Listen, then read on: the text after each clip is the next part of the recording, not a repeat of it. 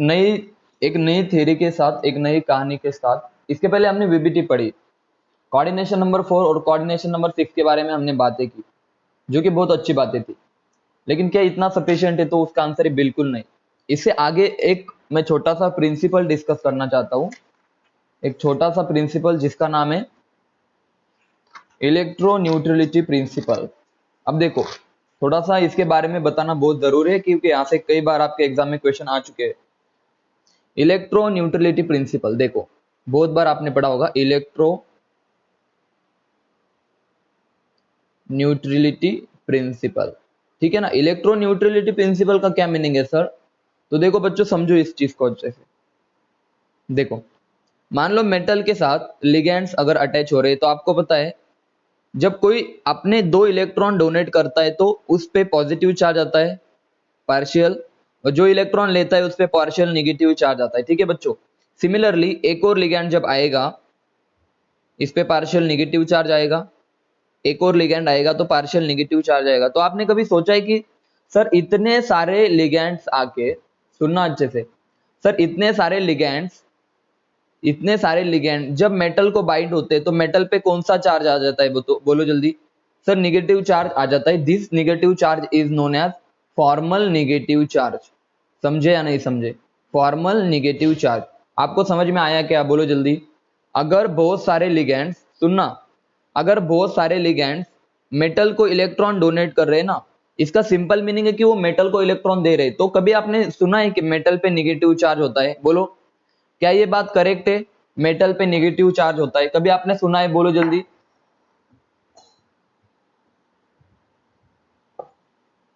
कभी आपने सुना नहीं? यार इसका मतलब तो सिंपल है ना। तो सर, तो कंपाउंड एग्जिस्ट करना नहीं चाहिए था। लेकिन याद रखना, अच्छे से सुनना, बहुत अच्छे से सुनना। जब कोई मेटल, मान लो +2 में, इसके साथ जब लिगेंड बाइंड करते हैं ना, 2 3 4 लिगेंड है मान लो, सुनो, मेटल पे +2 चार्ज है। हर एक लिगेंड का देखो -1 -1 -1 और -1, बराबर है ना। हर एक लिगेंड उसको -1 देगा, -1, ऊपर वाला भी -1, ये भी -1, ये भी -1।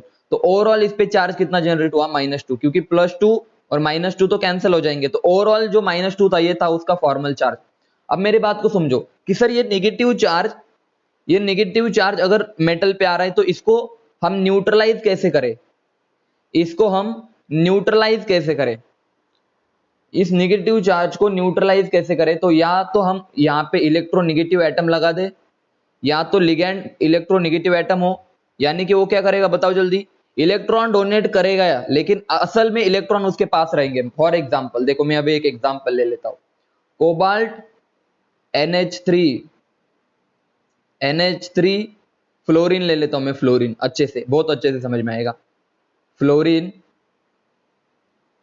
अब मुझे एक बात बताओ, फ्लोरीन ने तो इलेक्ट्रॉन डोनेट किए मेटल को, मतलब इस पे आ गया फॉर्मल नेगेटिव चार्ज। लेकिन भाई फ्लोरीन क्या करता है? ये इलेक्ट्रॉन अपनी तरफ खींच लेता है, वो बॉन्ड तो बनाएगा, लेकिन याद रखना एक्चुअल में ये electron fluorine through sigma bond, क्या बोला मैंने? थ्रू सिग्मा बॉन्ड अपनी तरफ इलेक्ट्रॉन खींच लेगा और कोबाल्ट को न्यूट्रल बना देगा। मतलब इलेक्ट्रोनेगेटिव एटम अगर अटैच हो किसी भी मेटल को, इलेक्ट्रोनेगेटिव एटम अगर अटैच हो, तो याद रखना इलेक्ट्रोनेगेटिव एटम अटैच होने का मतलब है कि वो वहां पे क्या दिखाएगा? सिग्मा बॉन्ड के थ्रू न्यूट्रलिटी दिखाएगा। न्यूट्रलिटी मतलब मेटल को जो लिगेंड जो भी आपका बाइंड होगा ना, इलेक्ट्रॉन तो डोनेट करेगा, लेकिन याद रखना ये जो नेगेटिव चार्ज ये कौन खींच लेगा वापस से? जो इलेक्ट्रोनेगेटिव एटम है, वो वाला इलेक्ट्रोनेगेटिव एटम इस नेगेटिव चार्ज को अपनी तरफ खींच के मेटल को बना देगा न्यूट्रल। भाई समझे या नहीं समझे? बताओ जल्दी। मेटल को बना देगा न्यूट्रल। बोलो क्लियर है सबको? सिग्मा बॉन्ड न्यूट्रलाइजेशन का मतलब समझ में आया सबको? सिग्मा बॉन्ड न्यूट्रलाइजेशन का मतलब समझ में आया सबको? बोलो क्लियर है? सबको क्लियर हो रहा है कि? देखो मैं और अच्छे से क्लियर कर देता हूं। देखो, नेटवर्क इशू है तो मैं अभी उसमें क्या है, मेरा नेटवर्क अच्छा नहीं है क्या? मेरा तो अच्छा होगा। हाँ सुनो, मेटल कोई लिगेंड अटैच हो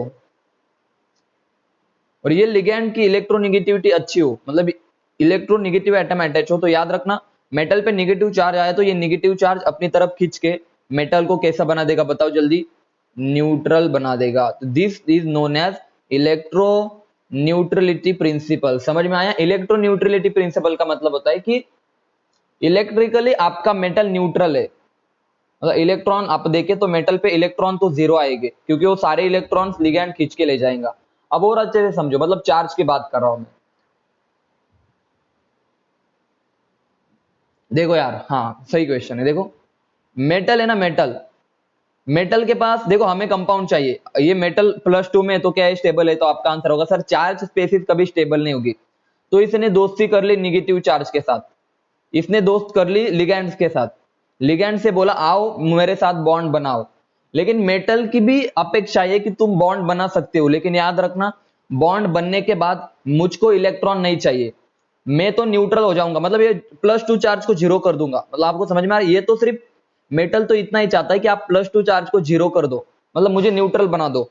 लेकिन मेटल ये भी चाहता है कि एक काम करो, आपने जो इलेक्ट्रॉन डेंसिटी मुझ पे दी थी ना, उसको आप वापस ले लो। इसलिए वो किससे बाइंड करना चाहेगा, इसलिए वो इलेक्ट्रोनिगेटिव एटम से बाइंड करेगा, इसलिए वो इलेक्ट्रोनिगेटिव एटम से बाइंड करेगा जो इलेक्ट्रॉन दे, बॉन्ड फॉर्म कर। अरे शादियां करना किसको पसंद नहीं, एक शादी करो, 2 करो, 3 करो, खूब करो, शादी करना सबको पसंद है। मेटल को भी बॉन्ड बनाना, मतलब समझ रहे हो आप, मेटल को भी बॉन्ड बनाना पसंद है। लेकिन सुनना, वो चाहता है कि आप बॉन्ड बनाओ लेकिन मुझे तकलीफ नहीं, वो तो लिगैंड की वजह से न्यूट्रल हुआ। हाँ बिल्कुल सही, लिगैंड की वजह से न्यूट्रल हुआ। मतलब ये समझदार लोग थे लिगैंड, इनको पता था। समझा अभी दमयंती, होगा क्लियर? मेटल्स लिगैंड्स की वजह से न्यूट्रल हुआ, और लिगैंड्स ने उसके दो काम किए, एक तो पॉजिटिव चार्ज भी हटाया, दूसरा निगेटिव चार्ज जो बना था ना वो अपनी तरफ खींच के न्यूट्रलाइज कर दिया। बोलो क्लियर है? इसे बोलते हैं सिग्मा बॉन्ड न्यूट्रलाइजेशन। समझे या नहीं समझे? बोलो क्लियर है?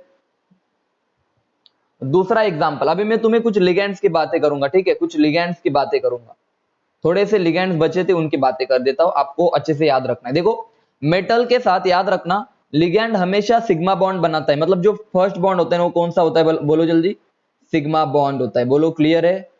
बोलो मैसेज करके, ये बात क्लियर है सबको? मेटल के साथ जब भी लिगैंड का फर्स्ट इंटरेक्शन होता है, मैं यहां पे लिख देता हूं first interaction, first interaction always sigma bond. अब सेकंड इंटरेक्शन क्या हो सकता है, मान लो मेटल के पास इलेक्ट्रॉन डेंसिटी ज्यादा है, मैं देखो बहुत अच्छे से बता रहा हूं आपको, सुनो।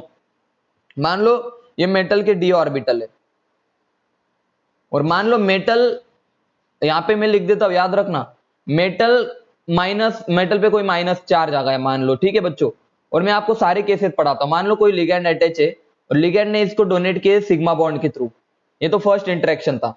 तो ऐसे लिगैंड्स को हम बोलेंगे सिग्मा डोनर। क्या बोलेंगे बच्चों? ऐसे लिगैंड्स को हम बोलेंगे सिग्मा डोनर, जो कि सिग्मा बॉन्ड के थ्रू डोनेट करते हैं। बोलो क्लियर है सबको? मैसेज कर दो, सिग्मा डोनर सबको क्लियर हो रहा है, जो सिग्मा बॉन्ड के थ्रू डोनर करेंगे। दूसरे टाइप के लिगैंड्स क्या होते हैं, मैं सारे, अब सिग्मा डोनर के एग्जांपल देख लो, सिग्मा डोनर के एग्जांपल देख दो, जिनके पास एक लोन पेयर है, at least one lone pair, one lone pair, जिनके पास एटलीस्ट वन लोन पेयर है, एटलीस्ट लिख देता हूं, at least one lone pair, for example NH3H2O। समझ में आया? They are sigma donor. समझ में आया सबको? ये आपके सिग्मा डोनर है। बोलो क्लियर है सबको? जिनके पास एटलीस्ट वन लोन पेयर, इसको हम बोलेंगे सिग्मा डोनर। थोड़ा सा आगे बढ़ता है, थोड़ा सा आगे बढ़ते, सुनो।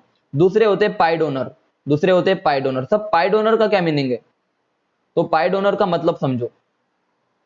मान लो मेरे पास कोई मेटल है, और मेटल के साथ हमें पता है लिगैंड का फर्स्ट इंटरेक्शन तो क्या होगा बताओ, फर्स्ट इंटरेक्शन तो सिग्मा होगा। लेकिन याद रखना मेटल के एम्प्टी ऑर्बिटल है, मतलब मेटल के पास इलेक्ट्रॉन कम है, यहां पे लिख देता हूं लो इलेक्ट्रॉन, इलेक्ट्रॉन डेफिशिएंसी है, बहुत ज्यादा कम इलेक्ट्रॉन है। तो लिगैंड्स, अपने लिगैंड्स के पास भी मान लो डी ऑर्बिटल या पी ऑर्बिटल हो गए, मान लो पी ऑर्बिटल है लिगैंड्स के पास, और मान लो लिगैंड्स के पास पी ऑर्बिटल है और ज्यादा इलेक्ट्रॉन है लिगैंड के पास, तो लिगैंड अपने पाई से भी डोनेट करेगा, इसीलिए इसको नाम दिया गया। क्योंकि यहाँ पे फर्स्ट इंटरेक्शन तो सबके पास सिग्मा होता है, लेकिन इसका जो सेकंड इंटरेक्शन है वो कौन सा है, पाई, इसीलिए इस लिगैंड को बोला जाता है पाई डोनर लिगैंड। बोलो समझ में आया सबको? पाई डोनर के एग्जाम्पल बताता हूं, सुन लो। पाई डोनर के एग्जाम्पल बताता हूं मैं, जिनके पास इलेक्ट्रॉन की मतलब ज्यादा इलेक्ट्रॉन है।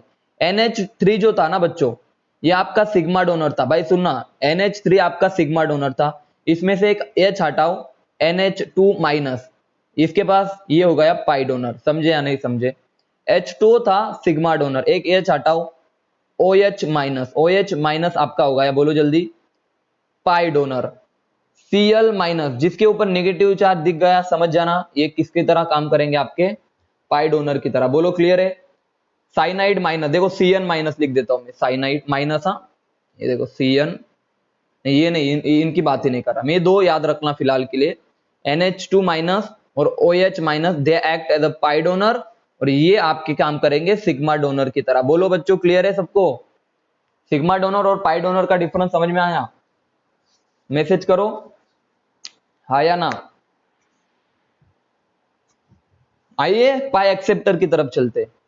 हाँ अब देखो, अब थोड़ा सा आपको थोड़ा सा तकलीफ होगी भाई, जिन्होंने मॉलिक्यूलर ऑर्बिटल थ्योरी पढ़ा ना, जिन्होंने एमओटी पढ़ा ना, मेरे से मैं बता रहा हूं, जिन्होंने एमओटी पढ़ा ना उनको अब अच्छे से समझ में आया कि पाई एक्सेप्टर क्या है, और जिन्होंने नहीं पढ़ा वो पढ़ लेना, यूट्यूब पे लेक्चर अपलोड है, ठीक है। एमओटी में पाई एक्सेप्टर का क्या मीनिंग है सर, तो देखो, मान लो मेरे पास कोई मेटल है, और मान लो अब मेटल के डी ऑर्बिटल में इलेक्ट्रॉन डेंसिटी है, मान लो यहाँ पे इलेक्ट्रॉन डेंसिटी बहुत ज्यादा है, मान लो इलेक्ट्रॉन डेंसिटी बहुत ज्यादा है, और इसको कोई डबल या ट्रिपल बॉन्ड वाला अटैच हो गया, मान लो डबल बॉन्ड वाला कोई अटैच है, तो आपको पता है डबल बॉन्ड बोले तो सर एक होगा सिग्मा बॉन्ड, दूसरा होगा पाई बॉन्ड, और सर कंपलसरी हमें एक चीज पता है सर, इसके पास अगर पाई बॉन्डिंग है तो पाई एंटी बॉन्डिंग होगा, इस तरह से याद आ रहा है कुछ, अरे पाई एंटी बॉन्डिंग निकाला था मैंने, प्लस माइनस माइनस प्लस, ऐसे कुछ निकाला था, माइनस माइनस प्लस प्लस, याद आ रहा है कुछ, बोलो एंटी बॉन्डिंग का याद आ रहा है, ये पी ऑर्बिटल निकाला था मैंने इस तरह से, ये ऐसे छोटा सा, ऐसे याद आ रहा है कुछ, डी ऑर्बिटल की तरह दिखता था, याद आ रहा है कुछ थोड़ा थोड़ा, ये मैंने पढ़ाया था। तो देखो सुनो अच्छे से, एमओटी में हमने पढ़ा कि इसके पास पाई स्टार भी एग्जिस्ट करता है, मतलब जिनके पास डबल या ट्रिपल बॉन्ड होना सर, तो वो क्या करेंगे, मान लो यहां से इधर इलेक्ट्रॉन डोनेशन हुआ सिग्मा बॉन्ड से, और जब इलेक्ट्रॉन डोनेशन हुआ, मेटल ने अपने इलेक्ट्रॉन बैक बॉन्डिंग, मतलब इसको बैक बॉन्डिंग भी बोल सकते हो आप, मेटल ने अपने इलेक्ट्रॉन किसको डोनेट किए, लिगेंड के, ये आपका लिगेंड था मान लो, लिगेंड के एंटी बॉन्डिंग में डोनेट किए, समझ में आया सबको, लिगेंड के एंटी बॉन्डिंग में इसके इलेक्ट्रॉन डोनेट किए, ये था आपका पाई एक्सेप्टर, ये लिगेंड कौन है आपका, पाई एक्सेप्टर, मतलब जो पाई के थ्रू एक्सेप्ट करता है। फॉर एग्जांपल सुन लो अभी अच्छे से सुनो, सिग्मा डोनर सिग्मा बॉन्ड बनाता है, पाई डोनर सिग्मा के थ्रू भी डोनेट करता है, पाई के थ्रू भी डोनेट करता है, और पाई एक्सेप्टर सिग्मा बॉन्ड तो बनाता है लेकिन पाई के थ्रू एक्सेप्ट करता है। बोलो सबको क्लियर है, sigma donor, pi donor, sigma donor और पाई एक्सेप्टर। अब पाई एक्सेप्टर के एग्जांपल पढ़ाता हूं, सुन लो, कार्बोनिल, CO जिसके पास ट्रिपल बॉन्ड है, समझ में आया सबको, जिनके पास, हाँ एक मिनट एक्सप्लेन कर दे, एक मिनट, हाँ चलो कोई नहीं, हमें एक्सप्लेन कर, हाँ कोई बात नहीं, हम एक्सप्लेन कर देते, ठीक है। अरे क्या है, एक मिनट, एक मिनट, हाँ चलो एक्सप्लेन कर देता हूं मैं, सुनो, जिन देखो सिग्मा बॉन्ड, एक अगर किसी ने सिग्मा बॉन्ड बनाया ना, एक सिग्मा बॉन्ड, तो उसे हम बोलेंगे सिग्मा डोनर, ठीक है। और मैंने अभी कुछ एग्जांपल लिए NH माइनस, जिनके पास एक्स्ट्रा इलेक्ट्रॉन थे, तो वो सिग्मा से डोनेट करेंगे और पाई से भी डोनेट करेंगे, इनको बोलेंगे पाई डोनर। इस पे से नेमिंग करते हैं हम, पाई ऊपर सेकंड इंटरेक्शन से नेमिंग करेंगे पाई डोनर। और कुछ लिगेंड ऐसे होते हैं बच्चों, जो सिग्मा से तो डोनेट करेंगे लेकिन पाई से एक्सेप्ट करेंगे, यहाँ पे लिख देता हूं पाई एक्सेप्ट, ये पाई से एक्सेप्ट करेंगे, इसको हम बोलेंगे पाई एक्सेप्टर लिगेंड। अब सुनो, जिनके पास डबल या ट्रिपल बॉन्ड होता है ना, सुनो अभी एग्जांपल पढ़ाता हूं मैं, सिग्मा डोनर के आपको एग्जांपल पता है सबको, पाई डोनर के भी मैंने बताया आपको, मतलब जो NH2 माइनस, उसके बाद Cl माइनस, मतलब जिसके ऊपर नेगेटिव चार्ज आता है, मैं सिंपल इसमें बोल देता हूँ, जिसके ऊपर नेगेटिव चार्ज है वो आपके पाई डोनर की तरह काम करेंगे, जिनके पास एक या दो लोन पेयर है, एटलीस्ट एक लोन पेयर है, वो आपके काम करेंगे पाई डोनर, सिग्मा डोनर की तरह बच्चों, और जिनके पास डबल या ट्रिपल बॉन्ड है वो आपके पाई एक्सेप्टर हो गया। फॉर एग्जाम्पल कार्बोनिल, पता है आपको, याद आ रहा है कुछ, कार्बोनिल, कार्बोनिल ये आपका पाई एक्सेप्टर होगा। ठीक है बच्चों, उसके बाद नाइट्रोसिल हमने पढ़ा रखा NO3+, NO+, ये भी आपका कौन सा होगा बोलो, पाई acceptor. CH2 double bond CH2, ये भी आपका पाई एक्सेप्टर है। समझे या नहीं समझे? जिनके पास डबल या ट्रिपल बॉन्ड है, they all are act as a pi acceptor ligand. बोलो क्लियर है? मैसेज करो, बताओ जल्दी। हाँ, अब मुझे एक बात बताओ, सुनना। किसी मेटल के साथ, मेटल के ऊपर निगेटिव चार्ज है ज्यादा। अब ज्यादा में निगेटिव चार्ज का मतलब होता है लो ऑक्सीडेशन स्टेट। लो ऑक्सीडेशन स्टेट, समझे या नहीं समझे? अरे लो ऑक्सीडेशन स्टेट मतलब -1 ऑक्सीडेशन स्टेट। मान लो किसी मेटल के ऑक्सीडेशन स्टेट -2 है। -2 का मतलब होता है बच्चों, एक मिनट रुक जाओ, एकदम अच्छे से देखो। -2 हो या मतलब लो ऑक्सीडेशन स्टेट हो, और मान लो किसी मेटल के ऊपर मान लो +2 चार्ज है, +3 है, +4 है, तो ये हाई ऑक्सीडेशन स्टेट है। आपको ऑक्सीडेशन स्टेट का डिफरेंस समझ में आया? लो ऑक्सीडेशन स्टेट बोले तो निगेटिव चार्ज, और हाई ऑक्सीडेशन स्टेट बोले तो पॉजिटिव चार्ज। अब मुझे बताओ, निगेटिव चार्ज को मेटल न्यूट्रलाइज करना चाहते हैं तो मेटल किसके साइड बाइंड करेगा? बोलो बच्चों, पाई एक्सेप्टर, क्योंकि पाई एक्सेप्टर लिगैंड मतलब जनरली पाई एक्सेप्टर के साइड, ये अगर अगर मेटल के ऑक्सीडेशन स्टेट लो है तो पाई एक्सेप्टर के साथ बाइंड करेगा ना, क्योंकि निगेटिव चार्ज को डोनेट करना है। समझ में आया सबको अभी? तो पाई एक्सेप्टर किसको बाइंड हो गए? जिस मेटल के ऑक्सीडेशन स्टेट कैसे बोलो, लो है। समझ में आया सबको? बोलो जल्दी, क्या ये बात क्लियर है? पाई एक्सेप्टर लिगैंड जो किसको बाइंड होना चाहेंगे? जिस मेटल की ऑक्सीडेशन स्टेट लो है।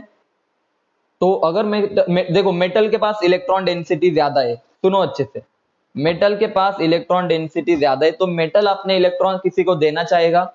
वो किसको देगा? जिसके पास इलेक्ट्रॉन डेंसिटी कम है। वो किसके पास कम है? पाई एक्सेप्टर के पास। पाई एक्सेप्टर के पास एम्प्टी ऑर्बिटल है, तो मेटल के पास से इलेक्ट्रॉन ले सकता है। ओके, और हाई के साथ कौन बाइंड करेगा? या तो सिग्मा डोनर, या तो सिग्मा डोनर, या तो पाई डोनर, क्योंकि मेटल पे ज्यादा पॉजिटिव चार्ज है, तो पाई डोनर लिगैंड आके इसको बैलेंस कर देंगे, सिग्मा डोनर लिगैंड आके इसको बैलेंस कर देंगे। समझ में आया सबको? आपको आइडिया आ गई कौन किसके साथ बाइंड करेगा? हालांकि यहाँ से इतने क्वेश्चन नहीं आएंगे, यहाँ से कोई एज सच क्वेश्चन आपके एग्जाम में आने जैसा नहीं। एक क्वेश्चन आ सकता है कि एक ही क्वेश्चन आएगा, which of the following is the pi acceptor, which of the following is the sigma donor, which of the following is the sigma, मतलब इस तरह के क्वेश्चन आएंगे। सिग्मा डोनर, पाई डोनर या पाई एक्सेप्टर कौन है? ठीक है बच्चों, अब देखना ये क्या है रे, सुनो अच्छे से। अभी इलेक्ट्रोन्यूट्रलिटी प्रिंसिपल का एप्लीकेशन कुछ मैं बातें बता रहा हूं, उसको सुनते जाओ। एप्लीकेशन ऑफ इलेक्ट्रोन्यूट्रलिटी प्रिंसिपल, देखो अच्छे से, एक एक चीज अभी बहुत इंपॉर्टेंट बातें करूंगा, एग्जाम में बहुत सारे क्वेश्चन आते हैं यहाँ से। पहले बात मुझे बताओ, आप सबको न्यूट्रलाइजेशन किस कैसे होगा समझ में आया? या तो सिग्मा से होगा या तो पाई से होगा, मतलब ऊपर से पाई एक्सेप्टर लिगैंड भी न्यूट्रलाइजेशन का काम करते हैं, पाई सिग्मा डोनर भी न्यूट्रलाइजेशन का काम करते हैं, पाई डोनर भी न्यूट्रलाइजेशन का काम करते हैं। भाई क्लियर है? अगर निगेटिव चार्ज ज्यादा है, लो ऑक्सीडेशन स्टेट है, तो पाई एक्सेप्टर लिगैंड काम आएंगे। अगर हाई ऑक्सीडेशन स्टेट है तो सिग्मा डोनर और पाई डोनर काम आएंगे। यहां तक की बातें सबको क्लियर है? बताओ हाँ या ना, यहां तक की बातें सबको क्लियर है? मैसेज करके बता दो, बताओ जल्दी। चलो सबको क्लियर है अच्छे से। चलो अब मैं तुम्हें कोई बातें बता रहा हूं, उन बातों को अच्छे से देखो, सुनते जाओ। देखो, मान लो अगर लिगैंड सेम है, मान लो लिगैंड सेम है, सुनो देखो मैं क्या बात कर रहा हूं। लिगैंड अगर सेम है मान लो, तो याद रखना coordination number 4 is more stable there coordination number 6। अब मैं यहाँ पे कौन से केसेस बात कर रहा हूँ पता? एप्लीकेशन में पहले मुझे लिखने दो, पहले मुझे लिखने दो, सुनो पहले मुझे लिखने दो, इस बात को क्लियर करते जाओ।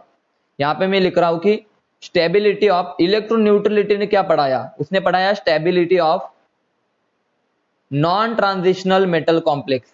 नॉन ट्रांजिशनल मेटल कॉम्प्लेक्स मतलब जो मेटल डी ब्लॉक के नहीं है। समझे या नहीं समझे? अरे कॉम्प्लेक्सेस ऐसे भी होते हैं जो डी ब्लॉक के मेटल के नहीं होंगे। कौन से होंगे? या तो एस ब्लॉक का मेटल होगा या तो पी ब्लॉक का मेटल होगा। उनकी स्टेबिलिटी किस तरह से एक्सप्लेन की? किसने? इलेक्ट्रोन्यूट्रलिटी प्रिंसिपल ने। इलेक्ट्रोन्यूट्रलिटी प्रिंसिपल ने stability of non transitional metal के बारे में क्या बातें की? नॉन ट्रांजिशनल मेटल बोले तो वो मेटल एस ब्लॉक का होगा या तो पी ब्लॉक का होगा। ठीक है बच्चों, अब देखो अच्छे से सुनो। सबसे पहला पॉइंट इसको याद रखना, coordination number 4 always stable than coordination number 6। किस केस में? अरे किस केस में? नॉन ट्रांजिशनल मेटल के केस में। मैं नॉन ट्रांजिशनल मेटल कॉम्प्लेक्स की बात कर रहा हूं, मैं कोऑर्डिनेशन कॉम्प्लेक्स की बात नहीं कर रहा। मैं किस कॉम्प्लेक्स की बात कर रहा हूं? जो हमने एस और पी ब्लॉक के अभी पढ़ाऊंगा मैं, रुक जाओ। उसने कहा अगर लिगैंड सेम हो, अगर लिगैंड सेम हो, अगर लिगैंड सेम हो तो coordination number 4 is stable than coordination number 6। अब इसको, इसका एग्जांपल देखो। सबसे पहला पॉइंट समझ में आया सबको? अगर लिगैंड सेम हो बच्चों तो coordination number 4 is stable there coordination number 6। For example देखो, बेरिलियम का कॉम्प्लेक्स है वाटर के साथ, H2O 4 टाइम्स। आपको स्टेबिलिटी पे क्वेश्चन आ सकता है, इसीलिए मैं पढ़ा रहा हूं, ठीक है बच्चों। +2 और बेरिलियम H2O 6 टाइम +2। बोलो दोनों में से ज्यादा स्टेबल कौन है? बताओ जल्दी। अभी अभी मैंने बताया आपको। तो ए वाला ज्यादा स्टेबल है, क्योंकि sir coordination number 4 is more stable than coordination number 6 in case of, देखो beryllium is a non transitional metal. समझ में आया? तो ये एग्जांपल आपको याद रख लेना है, नॉन ट्रांजिशनल मेटल का एग्जांपल। याद मत रखो, कंसेप्ट को समझो मैं क्या पॉइंट बता रहा हूं। सर ऐसा क्यों? क्योंकि भाई देखो, आप कॉमन सी बात है, ये जो मेटल है ना, ये मेटल अगर ये इसकी साइज बहुत छोटी होती है बच्चों, बेरिलियम की, आपको पता है, और 4 अच्छे से बाइंड कर सकती है अच्छे, तो आप बता सकते हो कि सर 4 है तो स्टेरिक क्राउडिंग कम होगी और अच्छे से, मतलब मैं सिर्फ मेन ग्रुप के लिए ये बातें कर रहा हूँ, कोऑर्डिनेशन में अलग चीजें चलती, ठीक है। तो सर यहाँ पे देखो स्टेरिक रिपल्शन का फैक्टर वर्क करेगा, इसलिए coordination number 4 is more stable than coordination number 6। अब देखो लिगैंड सेम थे, हाँ बच्चों लिगैंड सेम थे। आइए केस नंबर 2 की बात कर लेता हूं मैं, कर लो 2 की बात। सुनो, मान लो मेरे पास दोनों भी कोऑर्डिनेशन नंबर 6 है और लिगैंड है ना, लिगैंड सुनना, लिगैंड्स हमारे, मान लो लिगैंड डिफरेंट है, लिगैंड डिफरेंट है, तो जिसकी इलेक्ट्रोनेगेटिविटी ज्यादा होगी ना, वहां पे न्यूट्रलाइजेशन ज्यादा होगा और स्टेबिलिटी भी क्या होगी बोलो? स्टेबिलिटी भी क्या होगी बोलो? ज्यादा होगी। फॉर एग्जांपल देखो, मैंने बताया अगर कोऑर्डिनेशन नंबर 6 हो, लिगैंड हमारे डिफरेंट हो, इलेक्ट्रोनेगेटिविटी मतलब, तो मैंने अभी बताया इलेक्ट्रोनेगेटिविटी जिसकी ज्यादा उतना वो स्टेबल होगा। फॉर एग्जांपल देखो, एक एक एग्जांपल को अच्छे से देखो। एल्यूमिनियम, ये नॉन ट्रांजिशनल मेटल की बात कर रहा हूं मैं। एल्यूमिनियम 6 टाइम्स +3, बहुत मजा आने वाला है। इधर लिख देता हूं, एल्यूमिनियम NH3 6 टाइम +3। अब मुझे बताओ बच्चों, दोनों का कोऑर्डिनेशन नंबर सेम है, ठीक है, 6 है, कोऑर्डिनेशन नंबर सेम है और लिगैंड डिफरेंट है दोनों के, तो बोलो दोनों में से कौन ज्यादा इलेक्ट्रोनेगेटिव है? ऑक्सीजन या नाइट्रोजन? ऑक्सीजन या नाइट्रोजन, कौन इलेक्ट्रोनेगेटिव ज्यादा है? बोलो जल्दी, मैसेज करो। ऑक्सीजन और नाइट्रोजन में से इलेक्ट्रोनेगेटिविटी किसकी ज्यादा है? ऑक्सीजन की ज्यादा है, तो कौन ज्यादा न्यूट्रलाइज करेगा? ऑक्सीजन करेगा, इसलिए ये फर्स्ट वाला ज्यादा स्टेबल होगा एज कंपेयर टू सेकेंड। बोलो क्लियर है सबको? बोलो सेकेंड वाला एग्जाम्पल क्लियर होगा है सबको? एग्जाम्पल नंबर 3, केस नंबर 3, आगे बढ़ते। मान लो सर कोऑर्डिनेशन नंबर 6 की बात कर रहे हैं हम, लिगैंड सेम हो, मान लो लिगैंड हमारे पास सेम है, बस मान लो लिगैंड सेम है अभी, लेकिन ऑक्सीडेशन स्टेट ऑफ मेटल जितनी ज्यादा होगी उतनी स्टेबिलिटी भी क्या होगी बच्चों? ज्यादा होगी। मैं बता रहा हूं एग्जांपल से और अच्छे से क्लियर होगा। देखो मान लो कोऑर्डिनेशन नंबर 6 है, आपको 3 केस याद रखने। पहला केस कौन सा पढ़ाया था? Coordination number 4 is more stable then 6। दूसरा केस कौन सा पढ़ाया था? कि अगर कोऑर्डिनेशन नंबर 6 हो, लिगैंड डिफरेंट हो तो और ऑक्सीडेशन स्टेट दोनों की सेम हो, तो लिगैंड अगर डिफरेंट है तो आपको पता होना चाहिए इलेक्ट्रोनेगेटिविटी पे डिफाइन करेंगे। अब ये देखो Na, 3 एग्जाम से पहले देख के जाना, 6 टाइम +1, इसके सोडियम के ऑक्सीडेशन स्टेट +1 है। आगे बढ़ते हैं, मैग्नीशियम H2O6, इसकी ऑक्सीडेशन स्टेट +2 है और एल्यूमिनियम H2O6 टाइम, इसके ऑक्सीडेशन स्टेट +3 है। आप समझ में आया सबको? देखो सर लिगैंड तो सेम है सब जगह पे, ऑक्सीडेशन स्टेट जिसकी ज्यादा उसकी स्टेबिलिटी क्या आएगी बताओ? ज्यादा। तो सबसे ज्यादा स्टेबल कौन आएगा बताओ? सबसे ज्यादा स्टेबल कौन आएगा आपका? मैग्नीशियम। बोलो केस नंबर 3 सबका क्लियर है? केस नंबर 3 सबका क्लियर है? बताओ जल्दी, हो जाएगा सबको सॉल्व अभी बच्चों? सारे क्वेश्चन हो जाएंगे इस टाइप के। अब ये वाला आप बताओ, मैं एक बता, अब आप खुद बताओ सबसे स्टेबल कौन होगा। Na, सुनो, दोनों में से बताओ। देखो आपको कुछ भी दे दे examiner, NaH2O 4 times plus NaH2O 6 time, बोलो कौन ज्यादा स्टेबल है? दोनों कॉम्प्लेक्स में से ज्यादा स्टेबल कॉम्प्लेक्स कौन सा है? बताओ जल्दी, ए या बी? ए और बी में से स्टेबल कॉम्प्लेक्स। समझ में आया क्यों एग्जांपल लिए थे? आपको इस टाइप के एग्जांपल हो जाने चाहिए। अभी ए ज्यादा स्टेबल है, ठीक है ना। एक और एग्जांपल ले लेता हूं मैं, एक और एग्जांपल।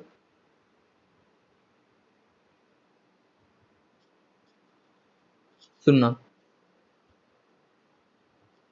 बताओ यार कौन सा स्टेबल है? बताओ ए और बी में से ज्यादा स्टेबल कौन सा है? कोऑर्डिनेशन नंबर सेम है सर, ऑक्सीडेशन स्टेट भी सेम है, लिगैंड डिफरेंट है, तो बताओ ए ज्यादा स्टेबल है due to electronegativity of oxygen. हो रहा है, हो जाएंगे इस तरह के प्रॉब्लम सॉल्व। बताओ जल्दी, मैसेज करो। नॉन ट्रांजिशनल मेटल की स्टेबिलिटी सबको क्लियर है बच्चों? नॉन ट्रांजिशनल मेटल की स्टेबिलिटी सबको क्लियर है? मैसेज करके बताओ। चलो वेरी गुड, बहुत अच्छे। आगे बढ़ते हैं। अभी अब मैं कुछ बातें बता रहा हूं, उनको सुनते जाओ। अब और एक चीज, non existence of, non existence of, आपको बहुत सारा क्वेश्चन आएगा सर कौन से कॉम्प्लेक्स एग्जिस्ट करते कौन से नहीं करते। तो देखो उसके लिए इलेक्ट्रो न्यूट्रलिटी प्रिंसिपल हेल्प करता है हमें। Non existence of transitional metal complex. अब हम ट्रांजिशनल मेटल कॉम्प्लेक्स में आ गए वापस, ठीक है। ट्रांजिशनल मेटल मतलब डी ब्लॉक के एलिमेंट, ठीक है बच्चों। उसमें से कौन एग्जिस्ट नहीं करेगा? तो सबसे पहला एग्जाम्पल, सबसे पहला एग्जाम्पल कोबाल्ट का इंपॉर्टेंट केस है। कोबाल्ट अगर कोबाल्ट +2 है, मान लो मैं इसके साथ NaCl की एडिशन कर देता हूं, NaCl, तो देखना मजेदार चीज। तो सर COCl6 -4, ये मत देखो क्या बनेगा क्या नहीं, बस ये वाला, या फिर दूसरा लिख देता हूं मैं, COCl4, सॉरी COCl4 2-। देखो आपको क्वेश्चन आएगा कि सर कोबाल्ट की रिएक्शन अगर मैं क्लोराइड से कर दूं, सिंपल, वो कुछ भी दे देंगे, तो आपका कौन सा कॉम्प्लेक्स बनेगा? ऊपर वाला बनेगा या नीचे वाला? तो याद रखना कोबाल्ट क्लोराइड के साथ, देखो ज्यादा, देखो सुनो अच्छे से, देखो कोबाल्ट की साइज थोड़ी छोटी होती है बच्चों, और 6 क्लोरीन अटैच होना पॉसिबल नहीं है। तो याद रखना कोबाल्ट का कोऑर्डिनेशन नंबर कितना होता है? बोलो यहाँ पे कोऑर्डिनेशन नंबर कितना होगा कोबाल्ट का क्लोराइड के साथ? 4 होगा। इस एग्जाम्पल को अच्छे से देख लेना। दूसरा एग्जाम्पल, अब आप खुद बताओ, कोबाल्ट +2 में, और इसकी रिएक्शन मैंने HBr के साथ कर दी या NaBr के साथ कर दी, तो बताओ ब्रोमाइड के साथ कौन सा कोऑर्डिनेशन नंबर बनाएगा? आप खुद बता दो। Coordination number 4। समझ में आया आपको? अरे कोबाल्ट अगर क्लोराइड के साथ, सुनना मैं सारे केसेस डिस्कस कर रहा हूं, कोबाल्ट कोबाल्ट अगर क्लोराइड के साथ ही 6 बना नहीं सकता, तो ब्रोमाइड के साथ कैसे बनाएगा? ब्रोमाइड तो उससे बड़ा है ना। लेकिन याद रखना कोबाल्ट अगर मैं फ्लोराइड के साथ ले लूं, फ्लोराइड के साथ ले लूं मैं, तो ऑलवेज रिमेंबर COF6 4- एग्जिस्ट करता है। इसके ऑक्सीडेशन स्टेट +2 है, निकाल के देख लो आप, ठीक है। तो ये वाला एग्जिस्ट करता है क्योंकि इलेक्ट्रोनेगेटिविटी ऑफ फ्लोरीन अभी पढ़ा है ना, ये न्यूट्रलाइजेशन कर सकता है। लेकिन याद रखना मजेदार चीज, COCl6 4- COClBr 4- ये एग्जिस्ट नहीं करेंगे। इनकी जगह पे क्या एग्जिस्ट करते? बोलो जल्दी, COCl4 2- एंड COBr4 2-। आया मजा सबको? ये कोऑर्डिनेशन नंबर क्लोराइड, कोबाल्ट के साथ फ्लोराइड तो कोऑर्डिनेशन नंबर 6 बनाएगा, लेकिन ये वाले कोऑर्डिनेशन नंबर 4 बनाएंगे, ब्रोमाइड और क्लोराइड। बोलो क्लियर है सबको? मैसेज कर दो हाँ या ना। रीजन भी समझ में आया? स्टेरिक रिपल्शन, ऊपर वाला क्यों एग्जिस्ट करेगा? क्योंकि वहां पे इलेक्ट्रोनेगेटिविटी प्रिंसिपल हेल्प करेगा उसको न्यूट्रलाइज करने में, मोर इलेक्ट्रोनेगेटिविटी। बोलो यार बच्चों क्लियर है?